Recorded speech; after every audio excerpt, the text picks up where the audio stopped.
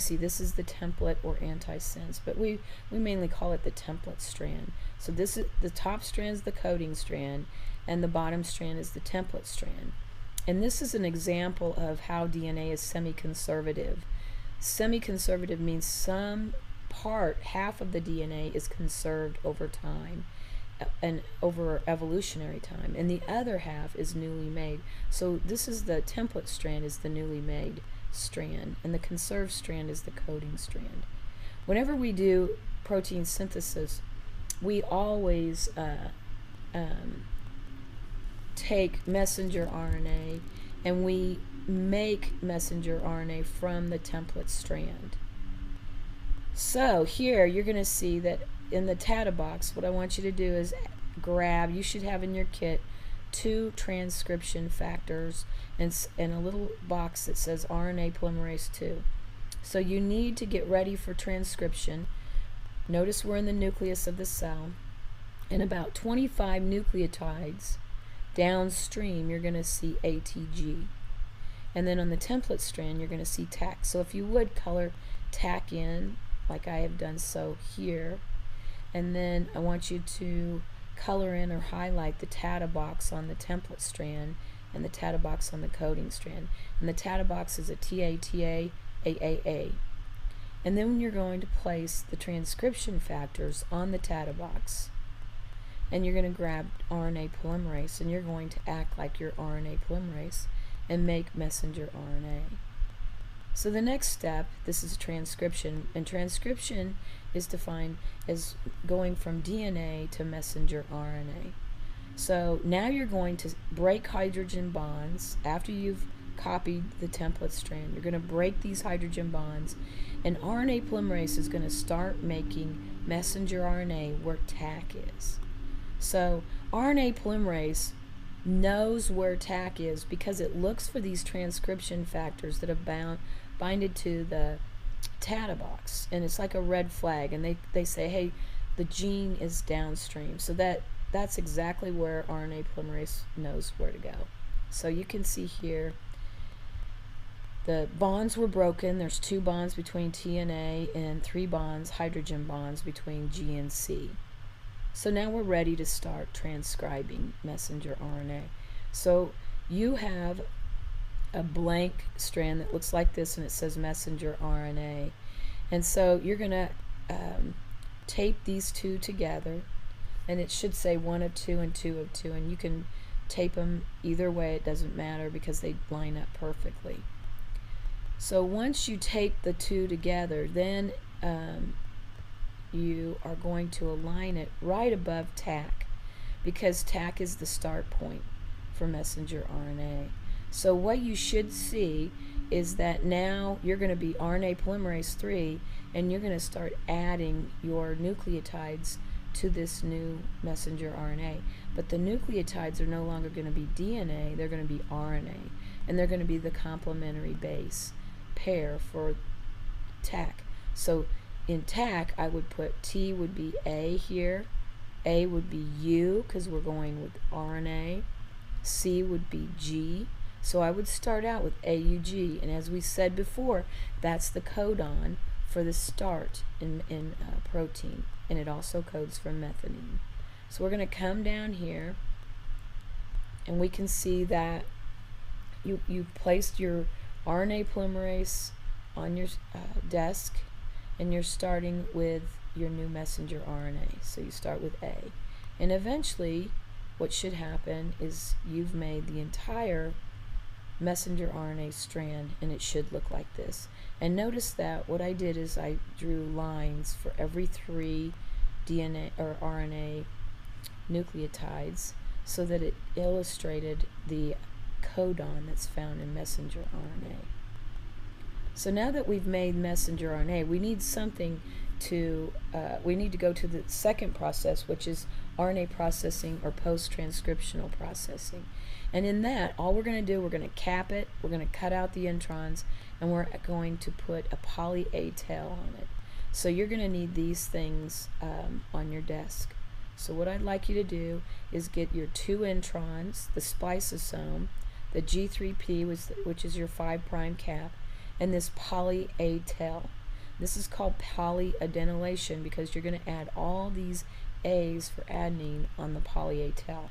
And usually, which is not shown here, there are about 50 to 200 of these A's on the poly A tail. So once you get that on your desk, then we're ready to start some RNA processing.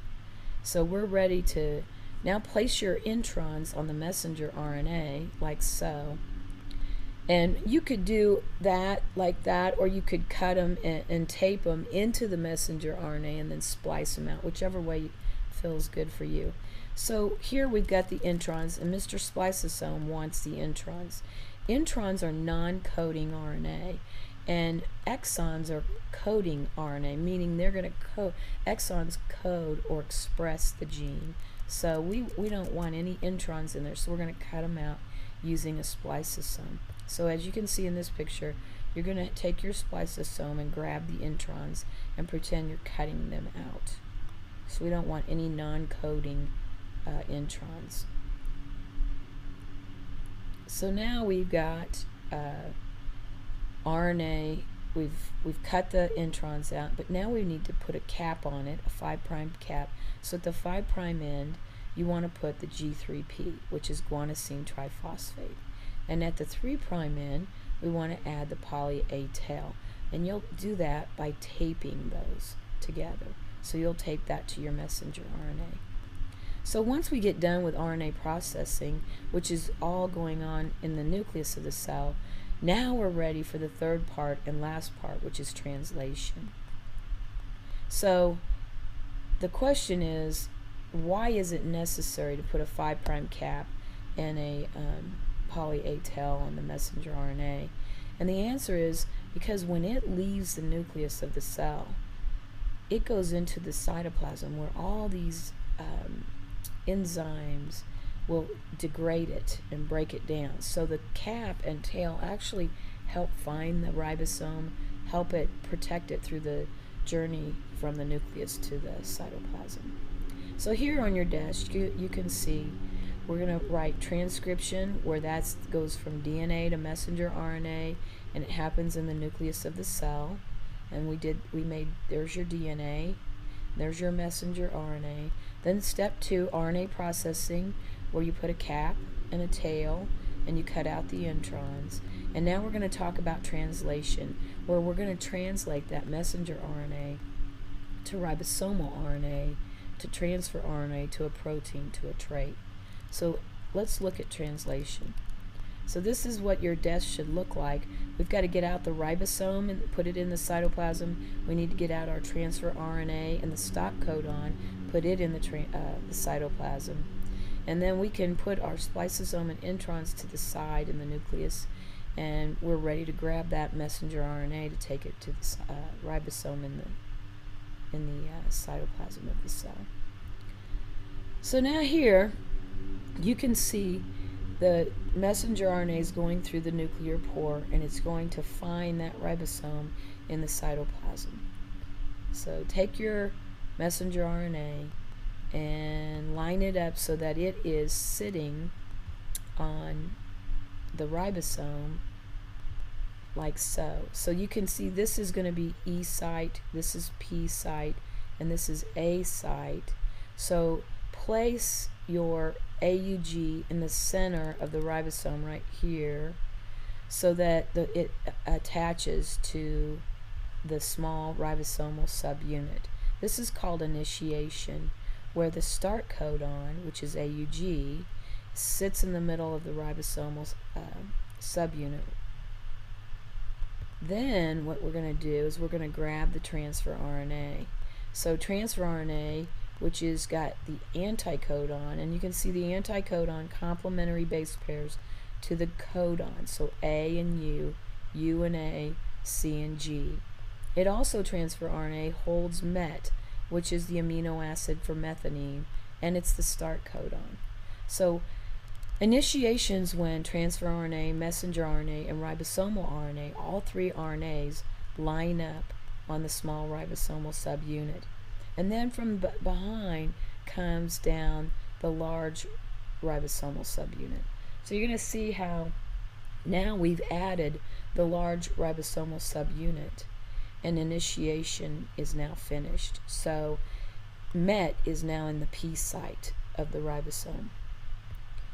So now we're going to start to see the part 2 of translation, which is called elongation. We're going to elongate that protein by adding more amino acids to the A site. So GUG is the next codon, and it codes for the complementary base pair anticodon CAC. So here comes valine with CAC that's going to complementary base pair to this messenger RNA, and it's going to sit in the A site. So you can see, everybody, you want to make sure your amino acids are nearby so you can place them on there like so. So now we're going to keep elongating, and elongation includes peptide bonds. So what happens here is this messenger RNA is going to slide to the left so that UAC or MET is now in the E site or exit site, and it loses its MET and it jumps up here onto VAL, which is valine, and it peptide bonds. So you're going to indicate, you're going to act like you're peptide bonding by taping MET to valine, cutting it off and taping it to valine in the P site. And then UAC will just go out the exit site, and it'll be recycled in the cytoplasm. And so now we have UAC leaving the E site, and the new anticodon, which is GUA, holding its amino acid HIS, which is histidine. It's going to now bring that new amino acid into the A site. So you can see we're starting to elongate this protein polypeptide strand.